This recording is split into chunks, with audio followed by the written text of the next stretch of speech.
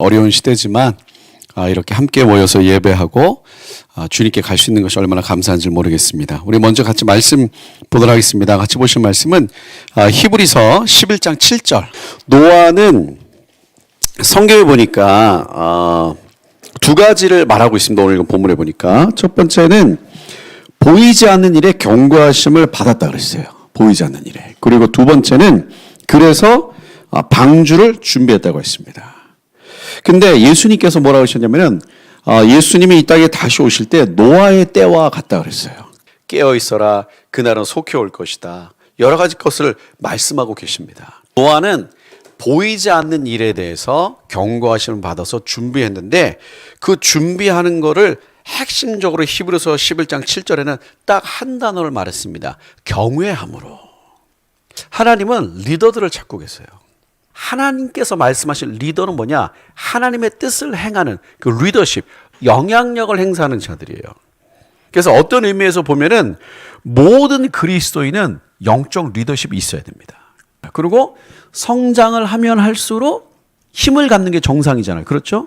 신앙도 신앙을 가지면 가질수록 신앙이 깊어질수록 뭐가 있느냐? 영적 리더십을 갖게 됩니다. 신앙의 성숙함과 영적 리더십은 뗄래야 뗄 수 없이 같이 가는 거예요. 그래서 하나님께서 뭔가 새로운 시대를 이끌어갈 때 하나님의 사람들을 부르고 그들을 통해서 일하시는데 그들을 통해 일하실 때 가장 중요한 것이 뭐냐? 영적 리더십입니다. 근데 영적 리더십은 우리가 준비하고 훈련하는 게 필요합니다. 예수님께서 제자들 데리고 3년 훈련시키셨잖아요. 3년 동안 훈련된 어떤 훈련의 삶이 있기 때문에 성령이 임하셨을 때 그걸 감당하면서 갈 수 있는 거예요. 왜냐하면 예수님이 뭐라고 하셨어요? 새 포도주는 새 부대에 넣어야 된다. 그러니까 우리가 지금까지 살던 습관 그대로 살면서 새로운 기름 부음을 받을 수가 없어요. 훈련이 필요한데 그런 영적 리더십을 갖기 위한 영적 리더십의 그릇이 되기 위한 훈련 중에 가장 중요한 게 이준에 얘기했던 로드십이고 오늘 두 번째 예배자에 대한 얘기를 하는 겁니다. 영적 리더십의 가장 중요한 두 번째 특징, 그 조건이 뭐냐? 예배자가 돼야 되는데 그 예배자가 하나님을 예배하는 자거든. 예배하는 사람인데 그 예배자들의 가장 그 중심 요게 없으면 다 틀어지는 거예요. 예배의 가장 중심 뭐냐? 경외합니다. 무리 중에서 가장 뛰어난 자 뭐가? 경외함이. 그 사람이 리더가 되는 거야. 이 경외함이 없으면 다른 걸 아무리 세워도 다 무너지는 거예요. 경외함이 없는 리더는 없습니다. 성경에서 이 경외함이 무엇인지 조금 더 구체적으로 설명하는 내용들이 있습니다. 우리 그걸 좀 보면서 우리 좀 보도록 하겠습니다. 첫 번째 뭐냐면요. 이 경외하다라는 게 뭐냐? 사람보다 하나님을 두려워하는 거예요.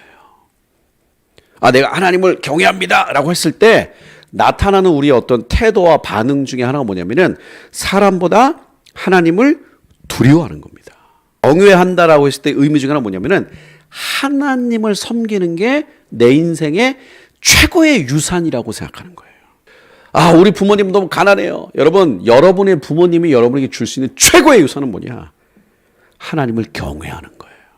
이 경외하는 것을 부모님들이 가르쳐 주는 거. 이게 최고 유산이다.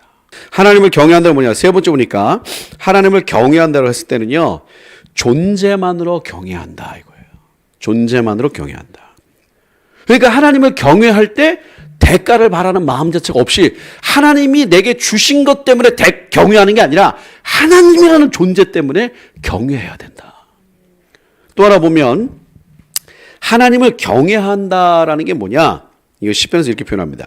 친밀함과 언약이다 이렇게 말하는데 하나님과 내가 친밀해지지 않으면 늘 구멍이 있어요.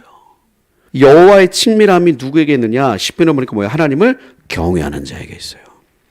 그러니까 하나님을 경외하는 자들에게 하나님 뭐 하시냐? 그의 언약을 보이십니다. 하나님의 언약이 뭐예요? 하나님의 약속이야. 이 하나님의 약속은 우리에게 뭘 주죠? 미래를 향한 소망을 줘. 이걸 비전이에요. 하나만 더 나오면 하나님의 긍휼하심이 있다 이 뜻이에요. 하나님이 우리에게 말씀하신 일들은 대부분 어떤 특징이 있느냐? 현실적으로 불가능해 보이는 게 대부분이에요. 그래서 하나님의 리더들은 100% 항상 뭐가 있어야 되느냐? 하나님의 도우심이 있어야 돼요. 하나님의 도우심, 하나님의 긍휼하심이 누구에게 있어요? 여호와를 경외하는 자.